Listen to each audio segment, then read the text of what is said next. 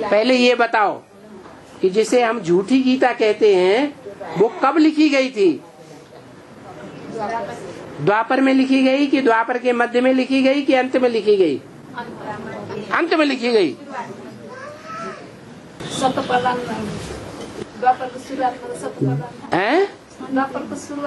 द्वापर के आदि में लिखी गई।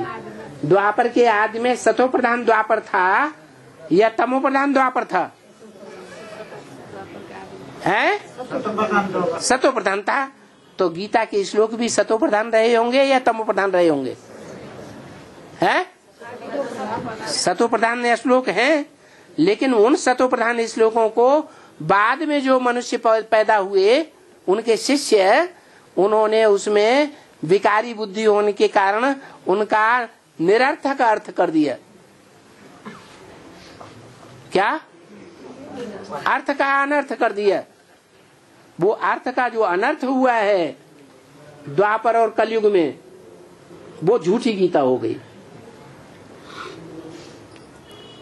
कीट और कीरो विदेशी विद्वान हुए हैं, उन्होंने रिसर्च की है, रिसर्च करके ये बताया है गीता पहले निरीश्वरवादी कविता थी, बाद में कृष्ण के उपासकों ने उसमें साकार कृष्ण का नाम डाल दिया, जो गीता के श्लोकों से टैली ही नहीं होता है। तो गीता को बाद में तमो प्रधान झूठी बनाया गया या पहले से ही झूठी थी? बाद में तमो प्रधान बनाया गया। जितने भी टीकाकार हुए हैं उन टीकाकारों ने परमात्मा को सर्वव्यापी समझ करके गीता का श्लोक का अर्थ किया। अभी सच्ची बात हमको पता चली है तो हम गीता का अर्थ जो ऐसा होना चाहिए वैसा ही निकाल सकते हैं। पहला ही श्लोक ले लो, धर्म क्षेत्रे कुरुक्षेत्रे संवेतायुत्सव। धर्मों का क्षेत्र कौन सी युग में होता है? हैं? अनेक धर्मों का क्षेत्र, धर्म युद्ध का क्षेत्र, खेत, धर्म युद्ध की स्थली कौन से युग में होती है? हैं? कलयुग के अंत में होती है। उन्होंने द्वापर के अंत में दिखा दिया। तो पहले ही श्लोक से उन्होंने गलती करना शुरू कर दिया। अनेक प्रकार के धर्म जो हैं उनके क्षेत्र में, युद्ध क्षेत्र में हर धर्म वाला अपनी अपनी बात खींचे चला जा रहा है। सच्चाई क्या है? क्रिश्चियन धर्म सच्चा है, मुस्लिम धर्म सच्चा है, कुरान सच्ची है, बाइबल सच्ची है। क्या सच्चा है? धम्मपद सच्चा है या गुरु ग्रंथ साहब सच्चा है? किसी को कुछ पता ही नहीं चलता।